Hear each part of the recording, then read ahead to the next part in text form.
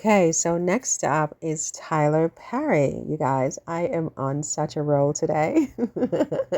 When it rains, it absolutely storms in my life. 1 minute, no videos, next minute, 3 videos. And after this, God only knows when you'll get another video. So you better enjoy it while it lasts. But so I was just watching Law and Crime Network, and because I follow this YouTube channel as well, and they were talking about Tyler Perry and the assault slash da da da da lawsuit that was brought against him by this guy Derek Dickinson, I think is the guy's name. Correct me if I'm wrong. If it's not Dickinson, it's Dixon, something like that. Derek, his name is Derek. And so Derek brings this lawsuit against Tyler Perry in California, and he wants $260 million for this harassment suit that he alleges was committed against him by Mr. Perry in the context of his job as an actor on the Tyler Perry's set, one of his Netflix shows. And, basically Tyler has come out swinging, and he has filed his answer to the plaintiff's complaint, where first of all he's moving to dismiss the case on jurisdictional grounds. So what that means is that Tyler is saying, even assuming any of this is true, that the courts in California do not have jurisdiction over him because he is a Georgia resident. He lives in Georgia. He works in Georgia. The incidences which were alleged, which were alleged by Mr. Dixon occurred in Georgia. All of the work contracts he has with Mr. Dixon, with Derek, are all executed and signed in Georgia. And so basically, Tyler is saying that the California courts do not have jurisdiction over him. So I was basically watching on Law and Crime Network where they had this expert on, and he was basically, I think what I understood him to say is that even assuming the California courts decide that they don't have jurisdiction over this case, they are unlikely to dismiss the case on that basis alone, right? Because basically they would have to dismiss the case, and Derek would have to refile the case in the Northern District of Georgia, right?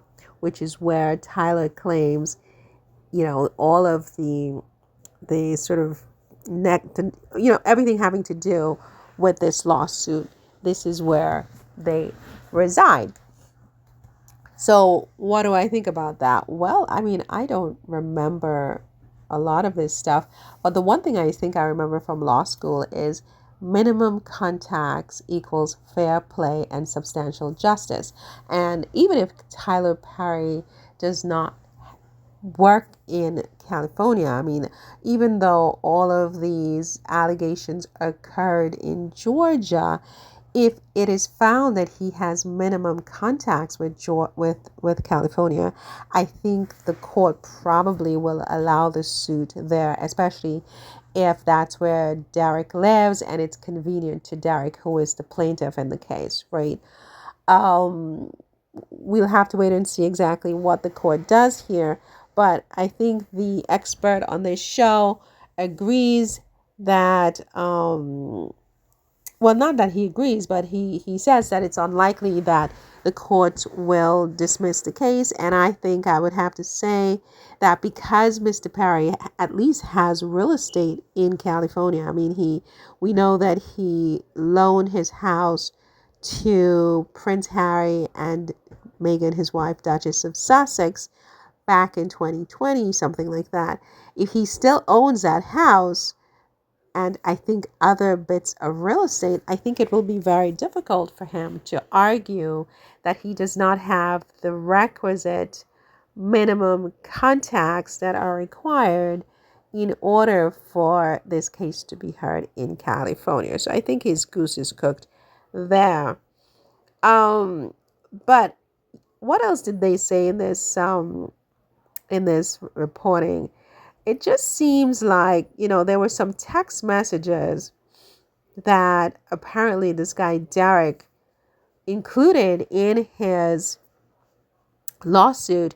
And in one of those text messages, it seems pretty graphic. I think this might be it here, where it's very graphic, and it sounds like Mr. Perry basically was very, I mean, perhaps one would say, um, maybe inappropriate, given the context, if in fact this is an authentic text message. And so basically what they were saying on this show is that, if these are the types of text messages that we have, not only should Perry perhaps have settled this case, but he also has to think about, whether this could become a federal issue, a federal problem for him, the way it sort of did with Diddy, where first you had a civil lawsuit that turned into a federal case and a conviction, right?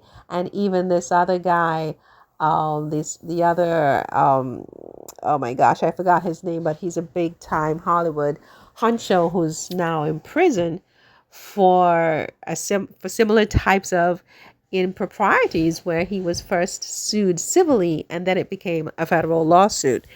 Harvey Weinstein is his name.